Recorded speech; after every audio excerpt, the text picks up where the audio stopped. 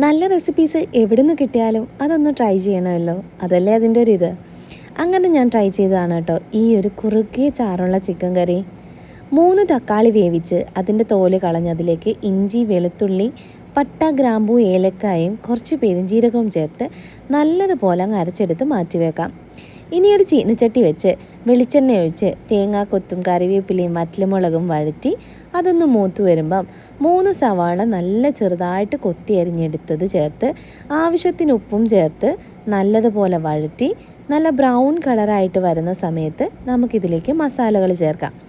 1/4 teaspoon മഞ്ഞൾപ്പൊടിയും 2 table spoon Kashmiri മുളക് പൊടിയും 4 ടേബിൾ സ്പൂൺ മല്ലിപ്പൊടിയും ചേർത്ത് നല്ലതുപോലെ വഴറ്റിയെടുത്ത് പൊടികളുടെ പച്ചമണം മാറി വരുമ്പം അതിലേക്ക് അരച്ച് വെച്ച തക്കാളിയുടെ മിക്സും കൂടെ ചേർത്ത് എല്ലാം ഒന്നും കൂടെ നല്ലതുപോലെ മിക്സ് ചെയ്തങ്ങ് എടുക്കാം.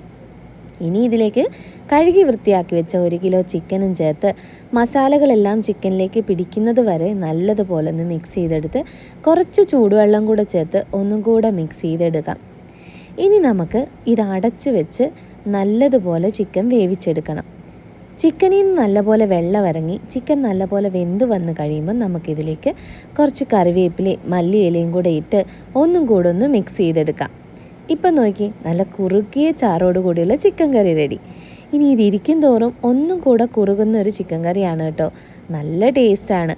ചോറിൻ്റെയും ചപ്പാത്തിയുടെയും എന്തിൻ്റെ കൂടെയും നല്ല രുചിയാണ് കേട്ടോ. ഇനി ചൂട് ചോറും ചിക്കൻ കറിയും കൂടെ കഴിക്കാം. അപ്പോൾ എല്ലാവരും ട്രൈ ചെയ്തോ കേട്ടോ.